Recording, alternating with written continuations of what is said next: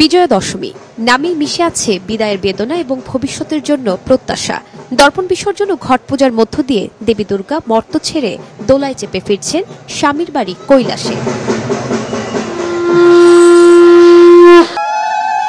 সকাল থেকে মণ্ডপগুলোতে শুরু হয় দশমীর নানা আনুষ্ঠানিকতা।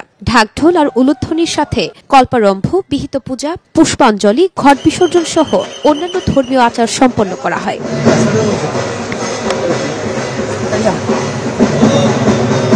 দেবী দুর্গার বিদায়ের আগে মণ্ডপে সিঁদুর খেলায় মেতে ওঠেন সধবা নারীরা। উদ্দেশ্য সিথির সিঁদুর অক্ষত রাখা। দেবীর চরণের সিঁদুর নিয়ে নিজেদের রাঙিয়ে তোলেন তারা। ভক্তরা জানান, স্বামীর মঙ্গল কামনায় দেবী দুর্গার সিথিতে দেওয়া সিঁদুর নিজের সিথিতে লাগিয়ে সিঁদুর অক্ষত রাখার আকুল আবেদন মায়ের কাছে। আমরা সতী নারীরা সবসময় সিঁদুর দিয়ে নিজেদেরকে রাঙিয়ে তুলি। স্বামীর মঙ্গল কামনায়, পরিবারের মঙ্গল কামনায় এই সিঁদুরটা পরে থাকে। নিশ্চয়ই নতুন কিছু নিয়ে ভালো কিছু আমাদের জন্য নিয়ে আসবেন এবং এই বছরটা খুব ভালো কাটবে, সুখে কাটবে, শান্তিতে কাটবে। সিঁদুর খেলা শেষে শেষবারের মতো মাকে প্রাণ ভরে দেখতে উপচে পড়া ভিড় মণ্ডপগুলোতে। বিদায় বেলায় মন খারাপ হলেও পূর্ণতার প্রত্যাশা নিয়ে আবারও ফিরবেন মা, এমনটাই মনে করেন তারা।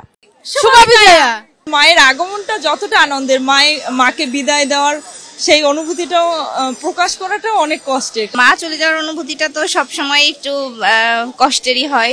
আবার এক বছর হবে মা আসবে, মার জন্য সবার মঙ্গল করে, সবাই শান্তিতে থাকে, এই প্রার্থনাই করি। বিদায়ের মুহূর্তে অবশ্যই আমরা মায়ের কাছে এই কামনাই আছি যেন সুখ শান্তিময় থাকতে পারি সমাজে। মায়ের বিদায়ের মর্মস্পর্শী মুহূর্তে প্রার্থনায় রয়েছে পরিবার, পরিজন, দেশ ও জাতির কল্যাণ। বিজয়া দশমীতে মনের আসরিক প্রবৃত্তি, ক্রোধ, হিংসা, লালসা বিসর্জন দেওয়ার আকাঙ্ক্ষা সনাতন ধর্মাবলম্বীদের।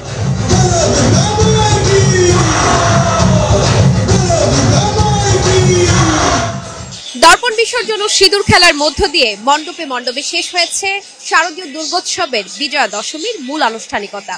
এবার বাকি শুধু প্রতিমা বিসর্জনের। এবারের বিসর্জন দেশ থেকে দূর করবে সকল অস্থিরতা, ছড়িয়ে দেবে শান্তি ও সমৃদ্ধির বার্তা।